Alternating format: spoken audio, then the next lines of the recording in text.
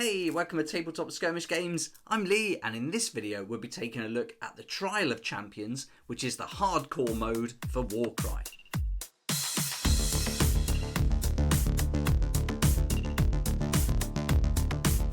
In this video we'll be going through everything you need to know to play Trial of Champions for Warcry. We'll be using the Warcry supplement book, the Tome of Champions 2020, and you can also find the Trial of Champions in the 2019 version of Tome of Champions, but all the rules in the 2020 version will supersede those. The Trial of Champions is a super fun way to take your Warcry campaigns to the next level, so let's dive in and find out exactly what you need to know to introduce it to your game. For many, life in the Bloodwind spoil is often cruel, violent and short. It's no easy feat to ascend to glory in these lands, but a scant few, the mightiest of all warriors, forge legends for themselves that echo throughout the ages. Battles across the 8 points are brutal and deadly affairs, and with the rules that we'll go through in this video, they're about to become a whole lot deadlier.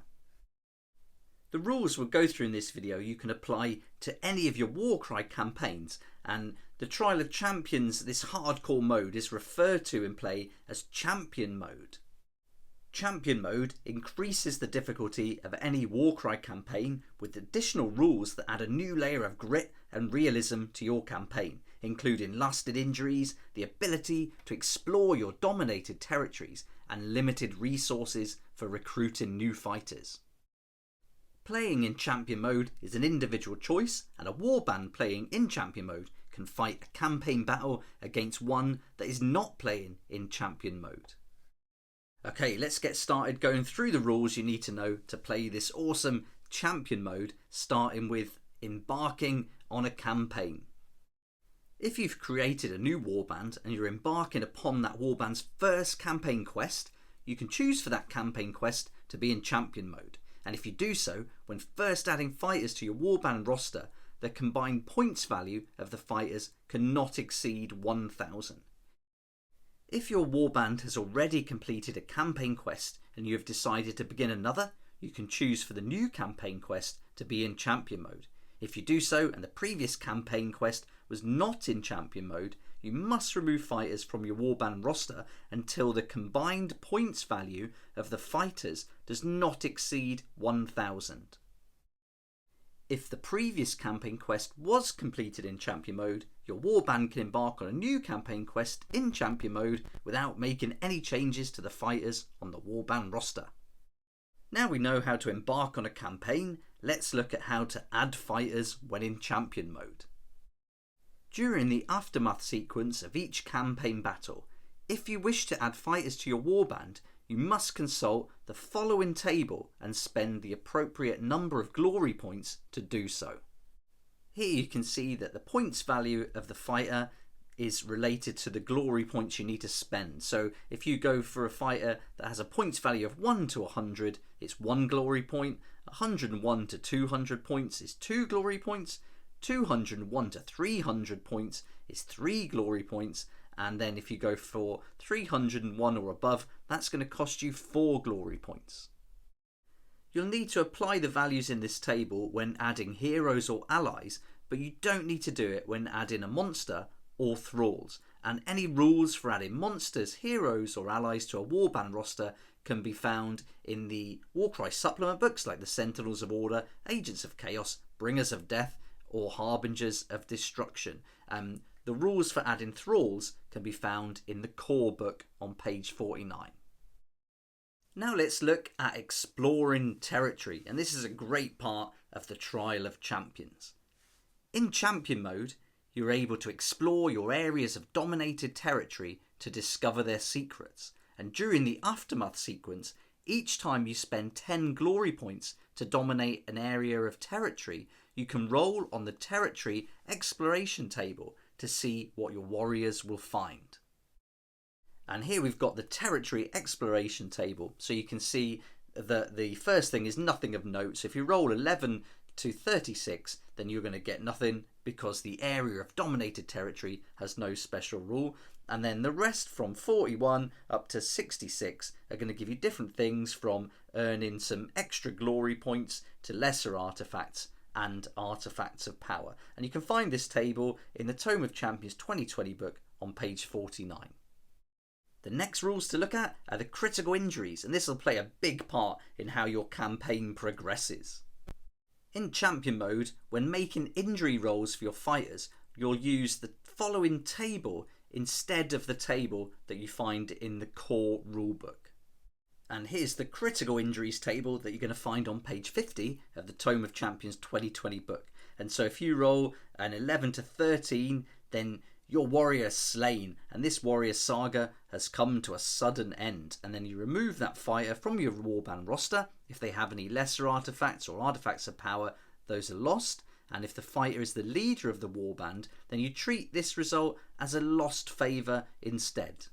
And then for the rest of the table, rolling anything from 14 upward to 66, you're going to have all different injuries that are going to affect your warriors. So on a roll of 14 to 23, your fighter is going to sustain an injury, and an injury is a rule that affects your fighter in future campaign battles. If a fighter sustains an injury, then note it down on your warband roster, and it's recommended to write it in the artifacts section on the fighter's row.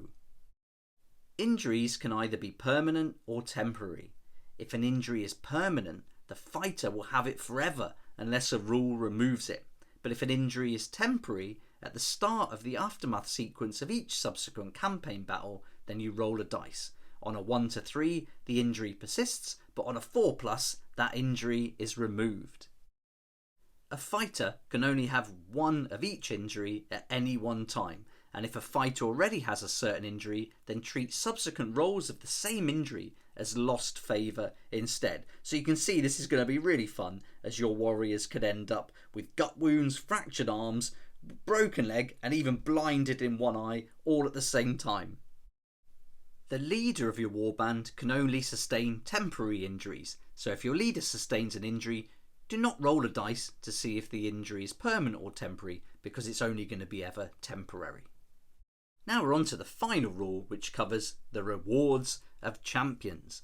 And in champion mode, when searching for lesser artifacts, be that on the lesser artifacts table in the core book or one of the tables on pages 88 to 95 of the Tome of Champions book, then there is a chance that you will find a champion reward. If the search roll you make is a double, excluding a double 1, then your warband receives a champion reward in addition to the lesser artifact received from the table. And each time you roll a double as a search roll, then you can consult the following table to see which champion reward you receive. These rewards are instant, and that means that their effects are resolved immediately.